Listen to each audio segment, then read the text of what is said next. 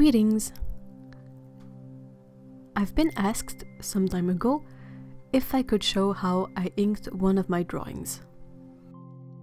The drawing is this one, previously featured in a painting practice video. Since this was a dark and moody scene, a lot of the work setting up the mood was done at the inking stage. I'm gonna try to redraw this and record the process.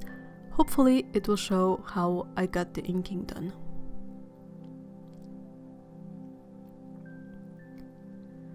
The original drawing was in a moleskin watercolor sketchbook. This one will be in the Pentalic watercolor sketchbook because that's the one I got rolling at the moment. I printed the reference picture and I'll also reference my original drawing. My tools for sketching are a regular big mechanical pencil and Mono block and pencil erasers. Mono is the brand.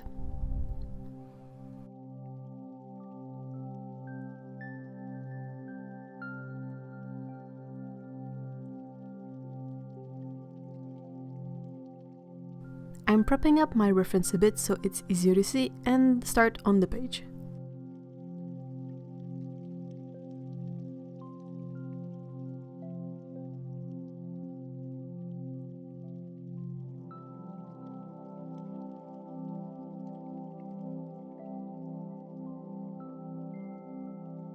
This drawing is not meant to be a copy, so I'm really just using the reference to help me add interesting details and elements in the drawing.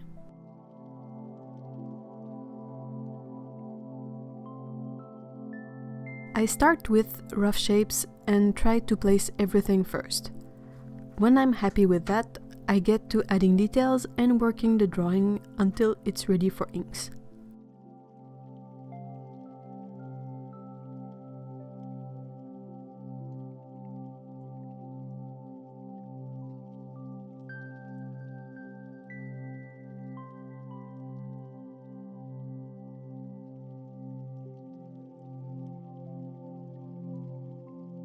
I try to work in a way that my hand won't smudge the pencil all over, so I usually start at bottom left and work in a clockwise fashion, since I'm right-handed.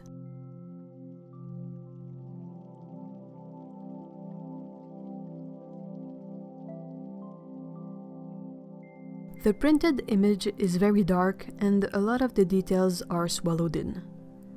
In this case, that can be useful to me since it helps me figure out everything that will be inked black.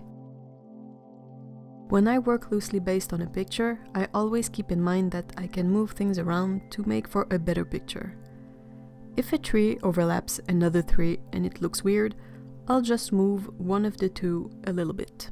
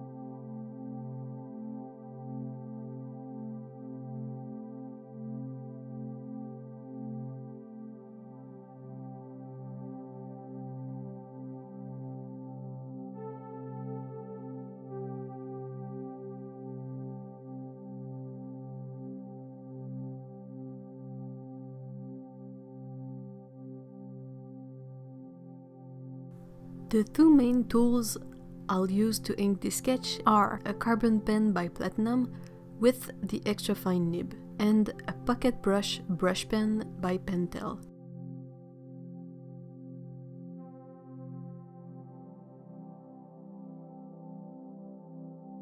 Before I move on, a quick peek at the sketch.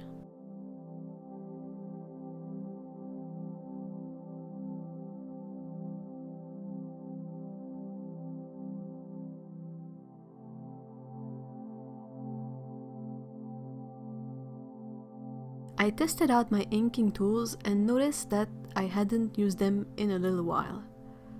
The carbon pen came back really quickly though, even if I had some issues with the pen randomly splurting ink by the nib later in this video. My brush pen is very old and it has moved beyond its best performance since I did the original drawing, but I'll give it a chance anyway.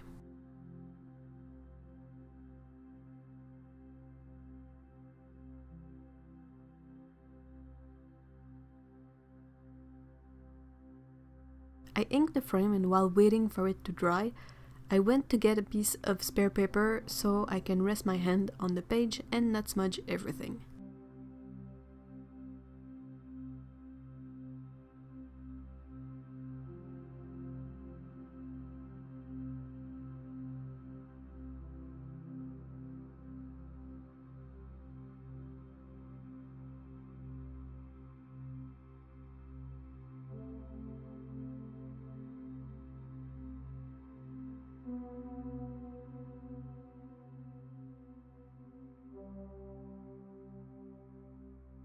When inking smaller mobile pieces, I never hesitate to move the paper around so I can get the most comfortable angle to draw a line. I didn't do that for the vertical lines of the frame, and that's why they came out rather wobbly.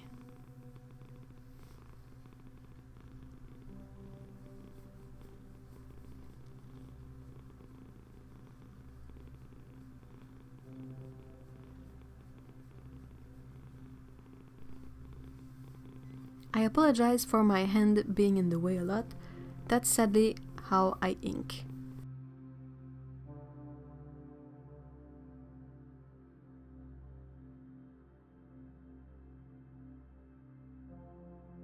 My favorite thing about inking with a brush pen is the variety of textures available.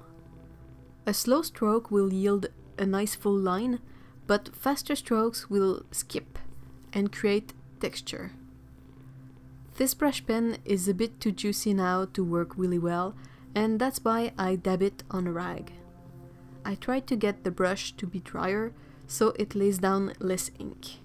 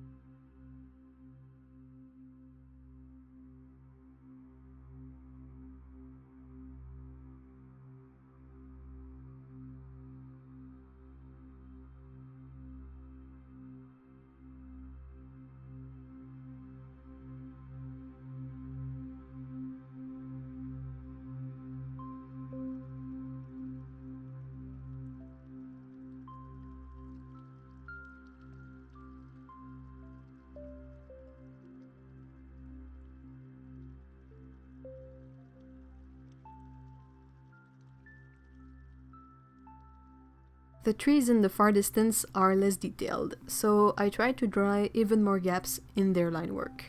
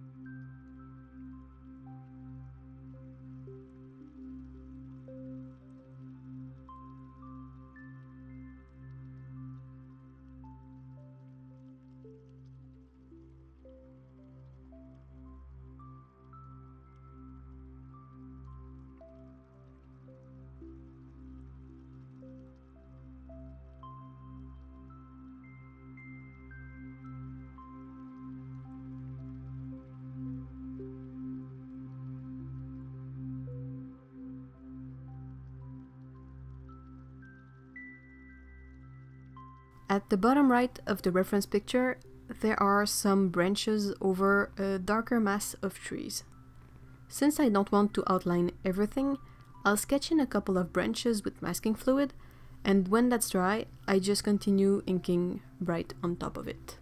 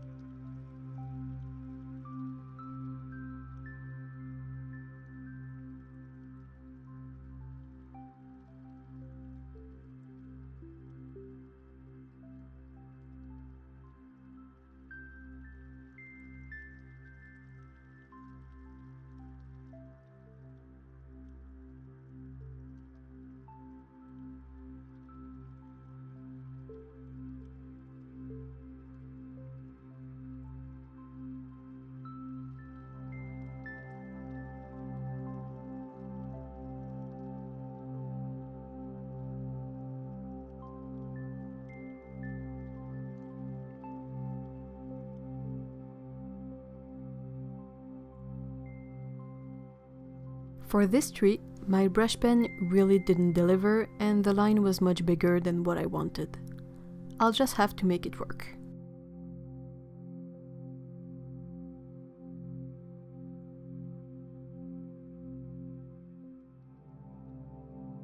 When the ink is dry, I run a paper tissue over the area with masking fluid so it picks up all the extra ink that sits on top of the masking fluid. If I skip this step, the extra ink is gonna smudge all over when I remove the masking fluid. I also did a few touch-ups and waited for those to dry to wipe off the extra ink again.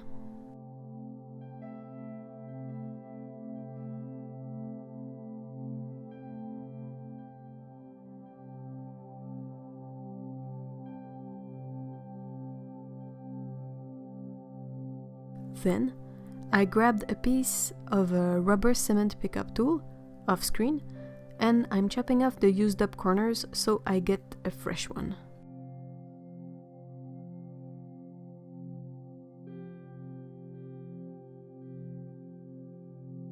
I tried to work gently when removing the masking fluid, but it still picked up a lot of the ink too, making it much paler.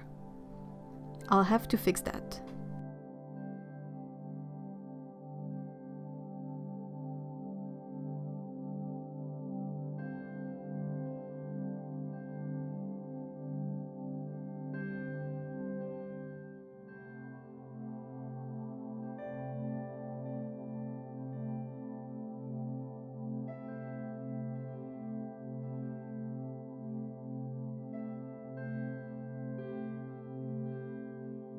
When all the masking fluid is off, I erase the sketch lines so I can see my ink work.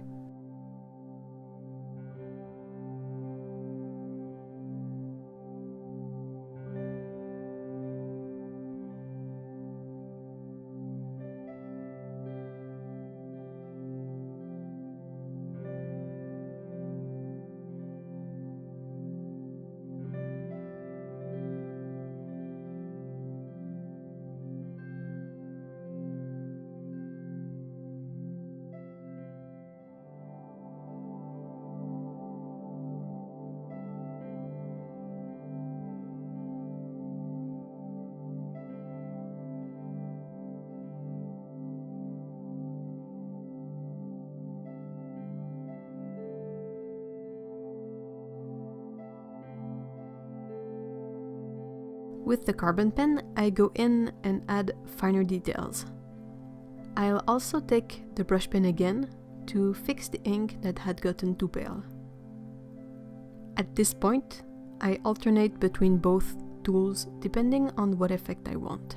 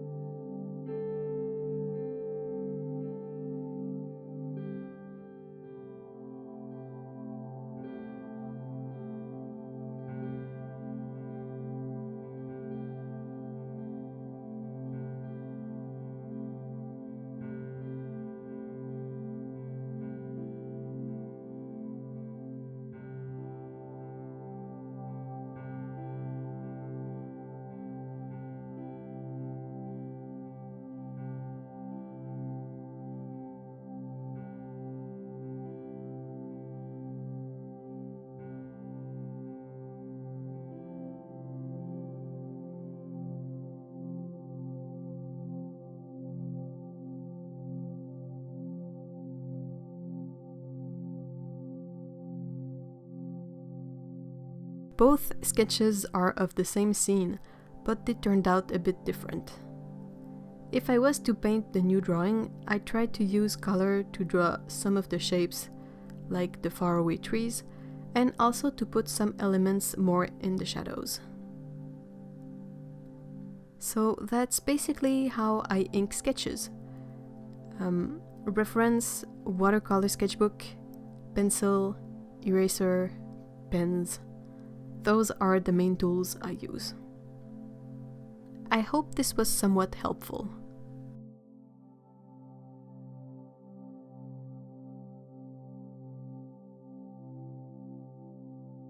I added an extra segment to show how to draw conifers or evergreens. I really enjoy drawing those, and they are fun and loose and pretty easy. I start with a line to signify the trunk, and then scribble the branches. I make sure I come back near the trunk line every time I venture further away from it. It can help to draw a triangular shape too, so the branches follow a more precise shape.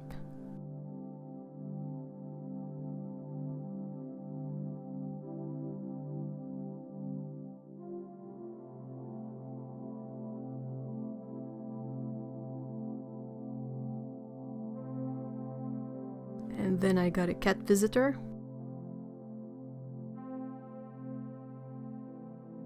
Having a reference is fun to add in realistic elements, like gaps between branches or certain shapes of trees.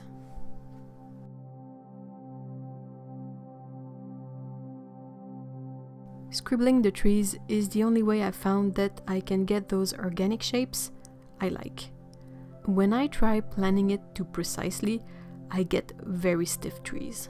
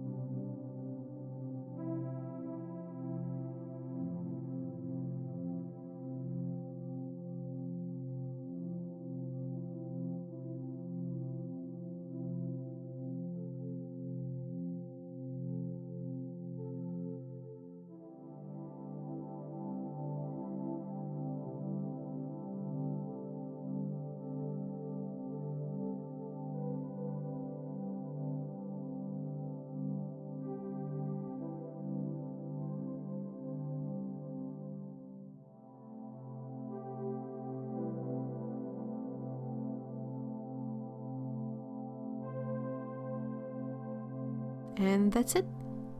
So let me know if this was helpful or if I missed on anything you might have wanted to know. And have fun drawing moody, dark forest scenes. Thank you for watching. Bye bye.